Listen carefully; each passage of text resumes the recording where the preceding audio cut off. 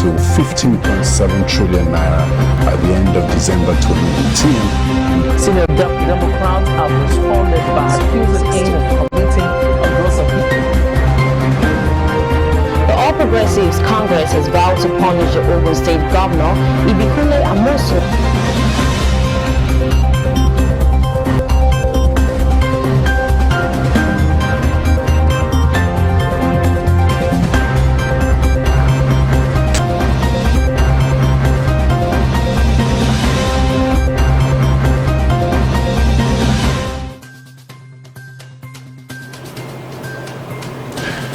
You're welcome to Celebration Television News Desk. I am Nicholas Akosile Walter.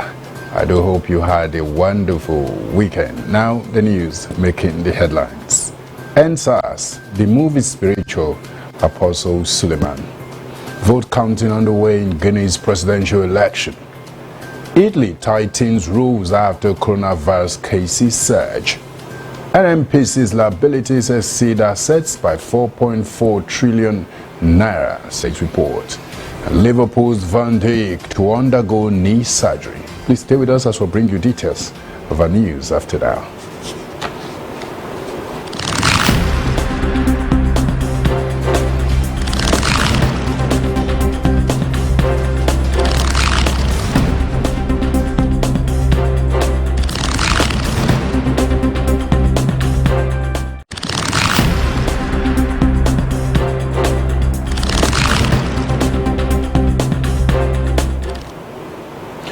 You're welcome back, and now the news in full.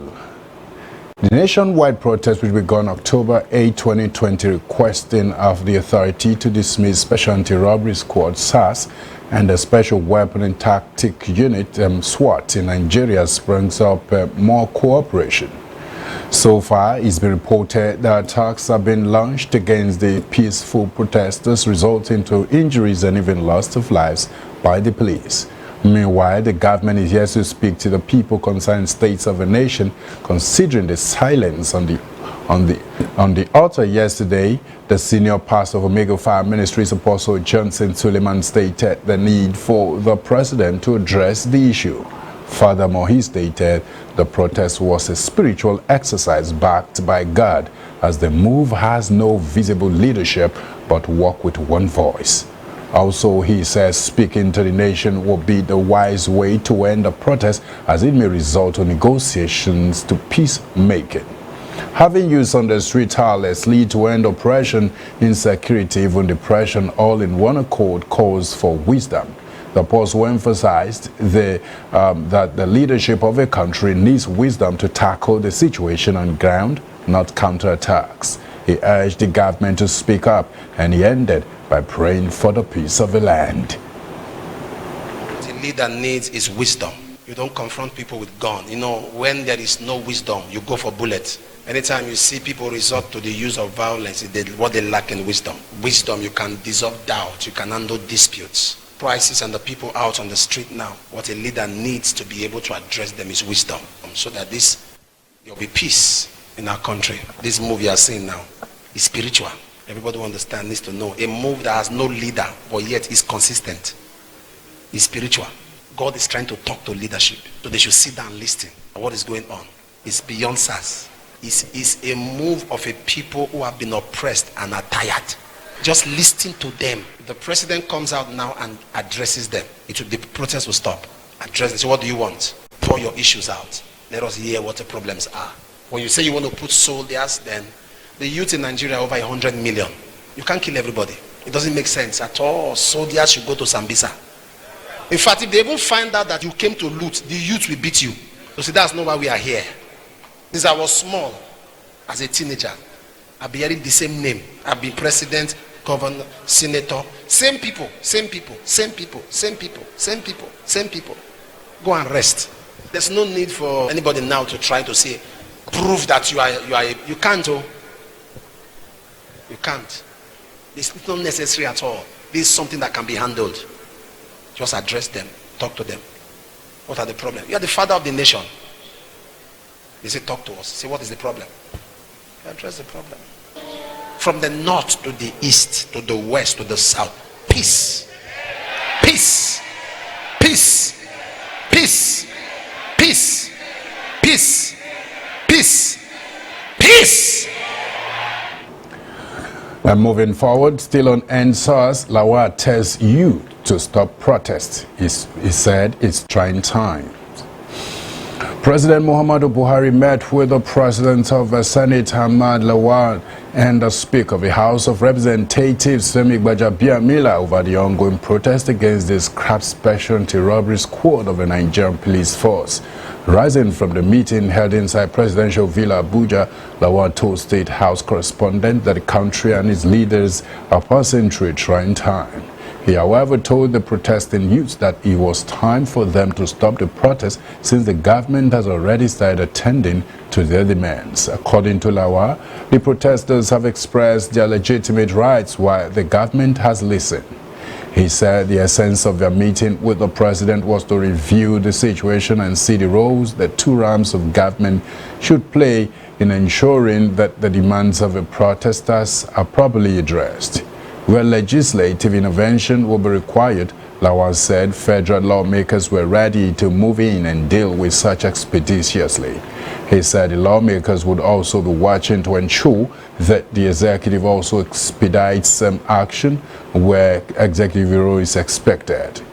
Gbajabiamila joined Lawal in calling on the youths to stop the protest. He, however, said they were at liberty to resume the protest if they discovered that nothing had been done after 2 weeks. He urged the youth to give the president the benefit of doubt since he was the one that scrapped SARS this time and not the Inspector General of Police. Quickly, in another development, NECO reschedules exams, alleges protesters seize materials truck. The National Examinations Council has announced the rescheduling of the Paper 1 Computer Studies practical earlier fixed for today, Monday, between 10 a.m. and 1 p.m. The paper has now been fixed for Monday, November 16, 2020, between 10 a.m. and 1 p.m.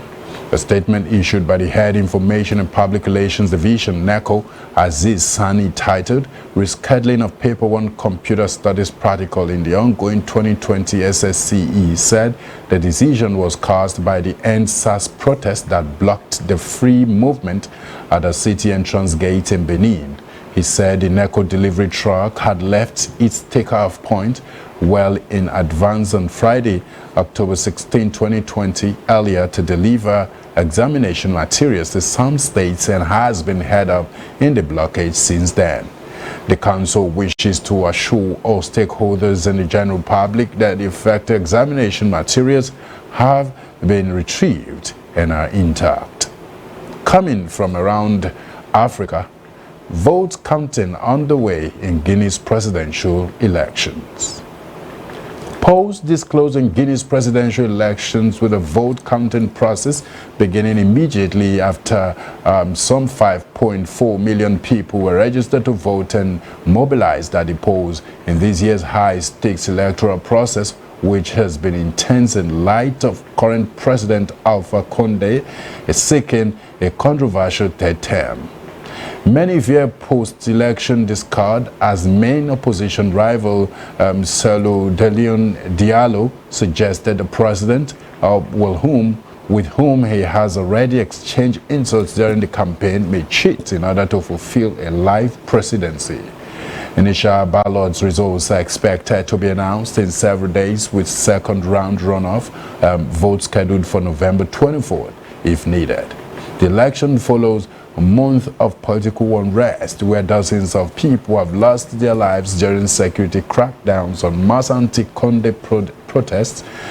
Guinea's politics are mainly drawn along ethnic lines, with the president's base being mostly from the ethnic group Malinke, while opposition Diallo's base being mostly from the Fulani ethnic group.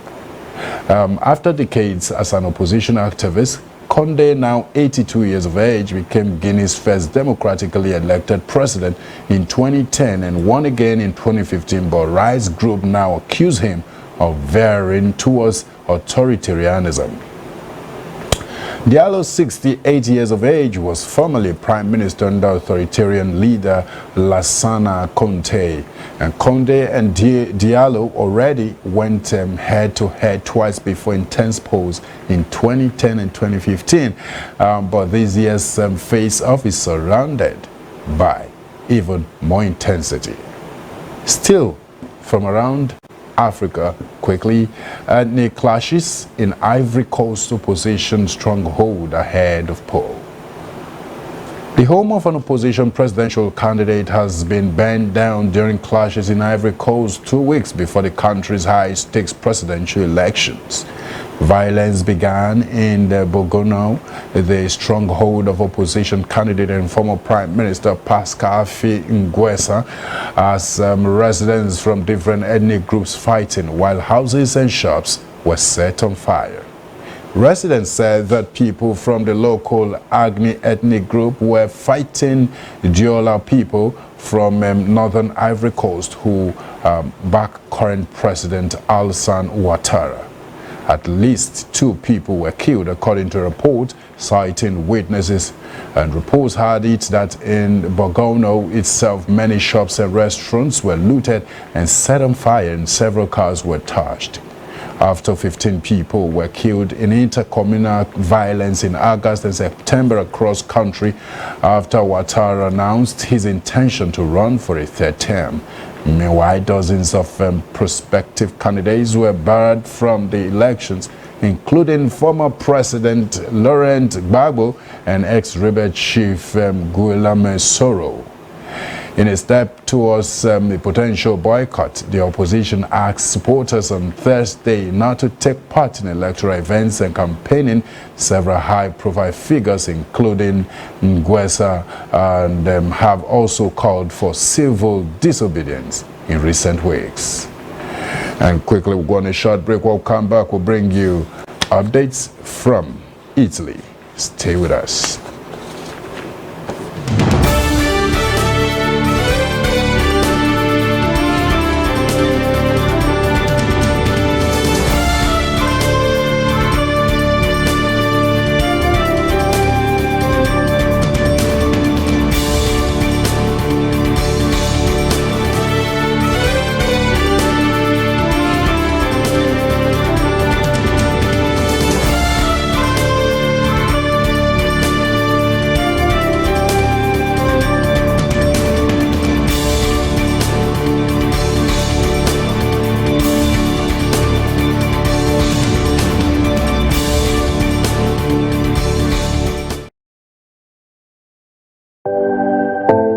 Wait is over. You can now connect to Celebration TV's official website, www.mycelebrationtv.com.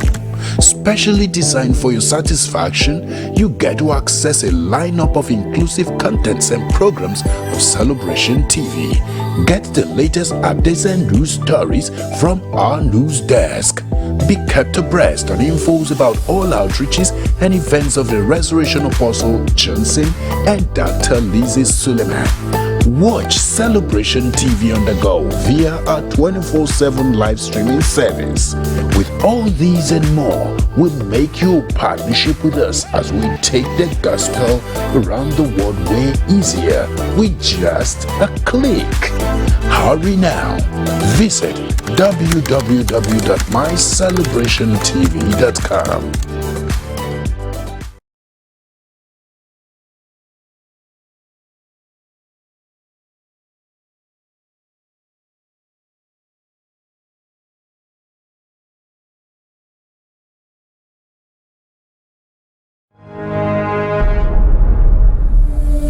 The time has come for the gathering of sons to get recharged and revitalized. The church that cannot be despised is a church of testimonies. An outburst of revival. Shagada. There's a revival!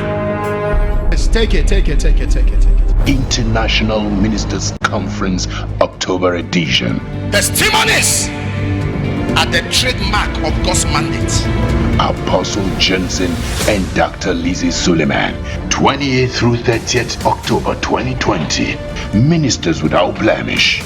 time, 8 a.m. and 3 p.m. GMT+1. Happening live at the International Worship Center, Omega Fire Ministries, Kilometer 132, Benin Okene Abuja Expressway, Auchi, Edo State, Nigeria. For inquiries, please call Ministers Without Blemish. Prepare for your next level.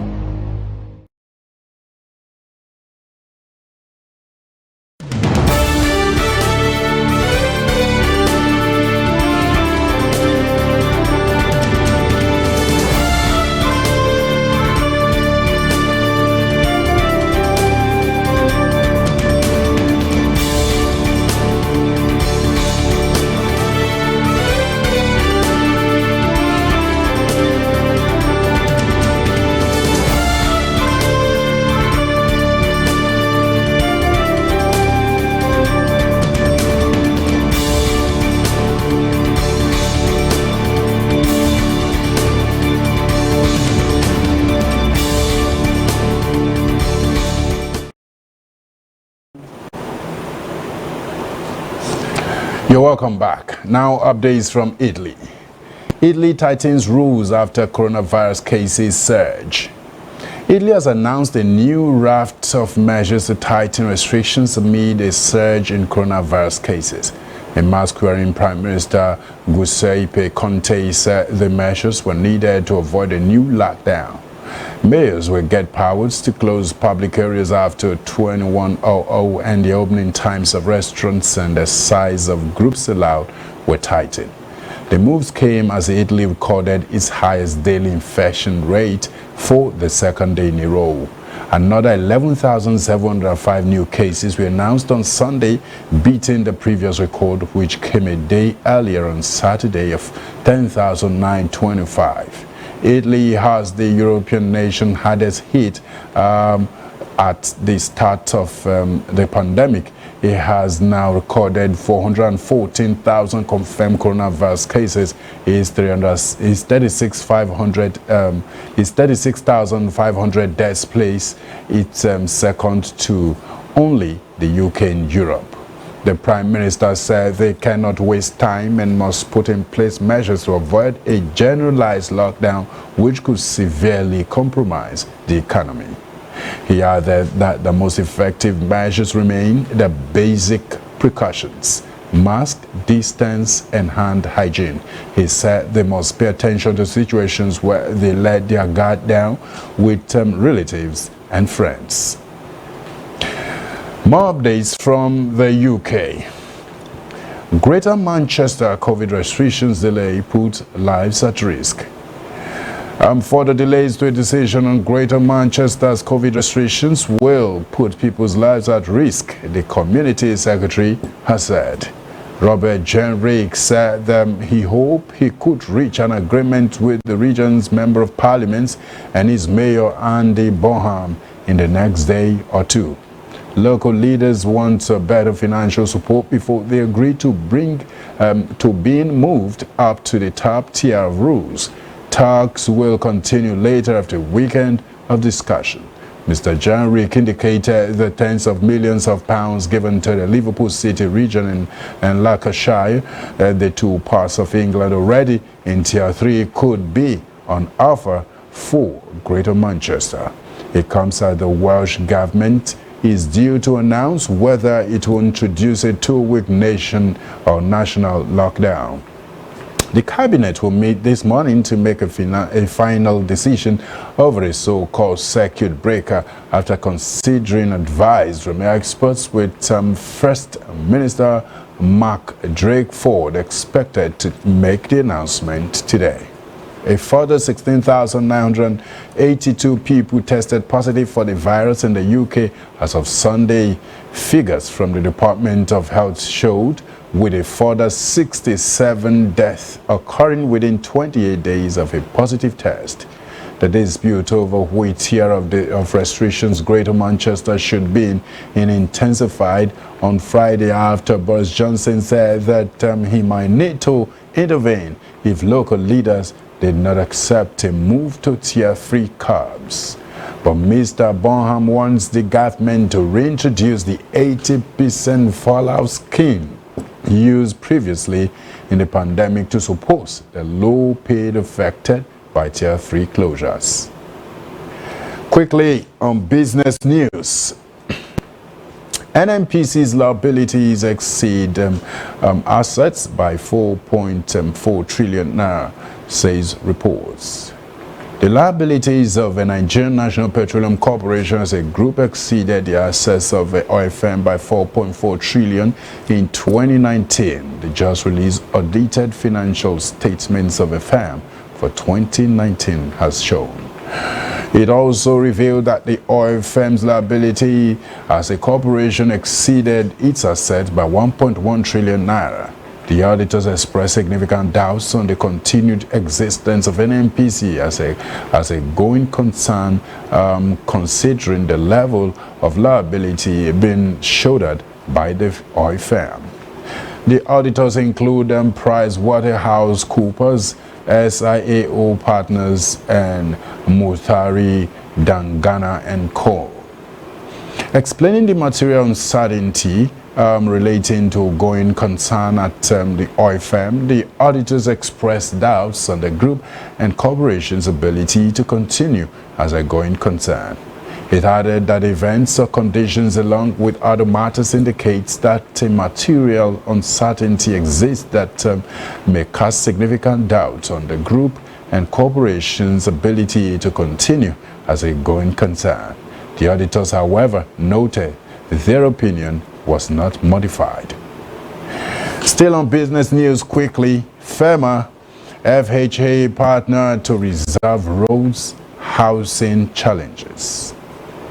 The Federal Road Maintenance Agency and Federal Housing Authority have entered into partnership to address challenges associated with road maintenance and affordable housing.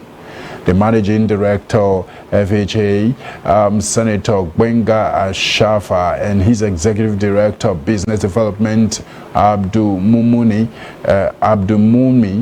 Jibrin, cemented the interagency partnership with the Managing Director of FEMA, Nuruddin Rafindadi, at a meeting between both agencies in Abuja. Rafindadi described the partnership as a force to be reckoned with because of the caliber of personalities involved and the spread of both organizations across all the states of the Federation. He said in a statement issued in Abuja by the head of communications, FEMA, Mariam Sanusi, that the collaboration will form a backbone upon which housing and road maintenance would be further developed. He constituted a technical committee to work out modalities to achieving success with the partnership and said that the more would be effective as both agencies were parastatals under the Federal Ministry of Works and Housing. The senator said FEMA had capacity to compete with any construction company that deliver infrastructure in terms of roads, adding that the Road Maintenance Agency would help address road problems across FHA estates. FEMA's Executive Director, East Operations and Board Member representing North Central Zone, Silas Buba, commended the FHA team for identifying FEMA as a worthy partner. We'll go on a short break. When we come back, we'll bring you news from the sporting world. Stay with us.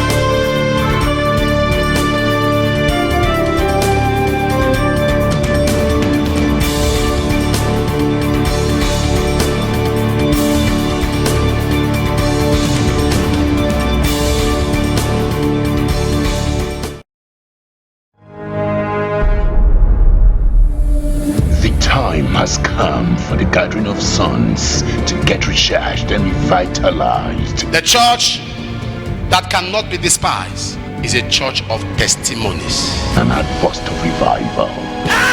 Shagada. There's a revival! Let's take it.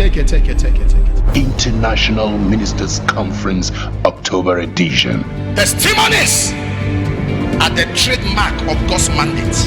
Apostle Johnson and Dr. Lizzie Suleiman, 28th through 30th October 2020. Ministers without blemish.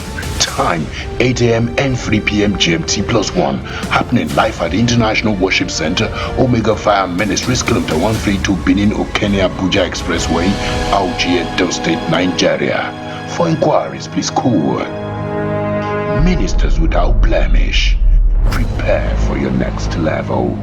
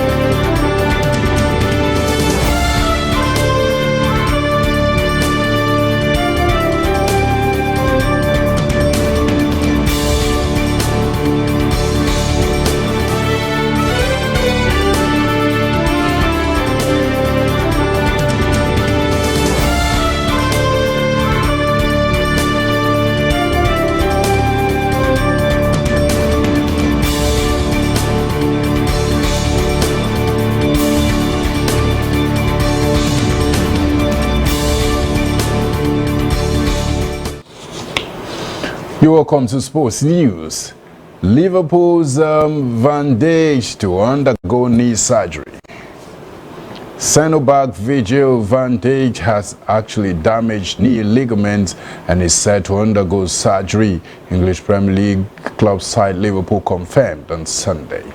The Dutch defender was injured on Saturday's Merseyside derby draw against Everton. He was substituted earlier in the game when Everton goalkeeper Jordan Pickford made a reckless challenge in the box which left Liverpool manager Jurgen Klopp fuming. The club did not specify a time scale for the 29-year-old defender's return to action. However, cruciate ligament injuries normally take months to recover from. He has potentially ruled Van Dijk out of the rest of the season while also dealing a blow to the Netherlands ahead of the Euros next year.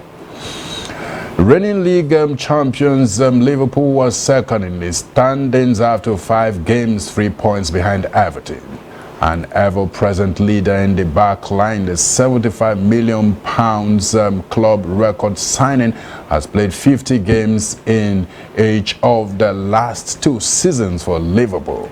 Liverpool also shot in central defense with Joe Gomez and Joe Matip, the only fit senior centre backs available ahead of a congested schedule. In another sports news quickly, Jackson Coker edges Xander Schofield to win first PGA Tour title. Jackson Kokrak beat Xander Schofield to win his first PGA Tour title at the CJ Cup in Las Vegas with England's Tyrrell Hatton tie for third. Kokrak hit 8 birdies in a bogey-free final round of 64 to finish 2 shots clear to fellow American Schofield at Shadow Creek. Hatton carded a 7 under 65 to finish 1 shot further back alongside overnight leader Russell Henley. World number 4 Rory McIlroy hit a 2/74 to finish tied for 21st. The Northern Irishman began the day in contention after a fine third round 66 lifted him into the top 10, but 6 drop shots on the final 5 holes saw him drop down the leaderboard. England's Aaron Poulter hit a 4/68 to finish in a group of 5 tie for 12th on 8 under, including compatriot Matthew Fitzpatrick and American Justin Thomas. And that has brought us to the end of the news on Celebration Television News Desk. In case you're just joining us, here's the news headline recap. And SARS, this move is spiritual, says Apostle Suleiman. Vote counting underway in Guinea's presidential election. Italy tightens rules after coronavirus cases surge. NNPC's liabilities exceed assets by 4.4 trillion naira, says reports. And Liverpool's Van Dijk to undergo knee surgery. Quickly, we have photo of the day that says, however difficult life may seem, there is always something you can do and succeed at. It's an advice, and I do hope you take it in and work with it. You can as well drop your comment on our social media platform on Facebook, Celebration TV, Instagram, My Celebration TV, Twitter, My Celebration TV, YouTube, Celebration TV. Always remember that the continuous transformation of our society is a collective responsibility of all. No matter the office you hold today as a nation's president, a thought leader, an opinion molder, a character builder, a professional, or as a person pursuing passion, you have a duty to give your all to making the society a better place for us and the generations to come. Play your part and do it with all diligence. Thanks once again for staying with us on our news desk. I remain Nicholas Akosile Walter. Thank you.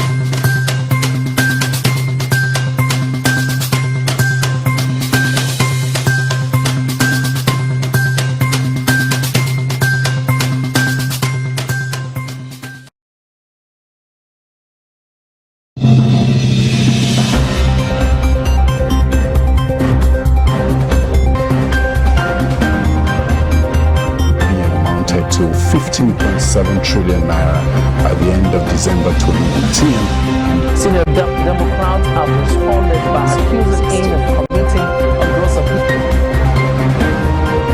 The All Progressives Congress has vowed to punish the Ogun State Governor Ibikunle Amosun.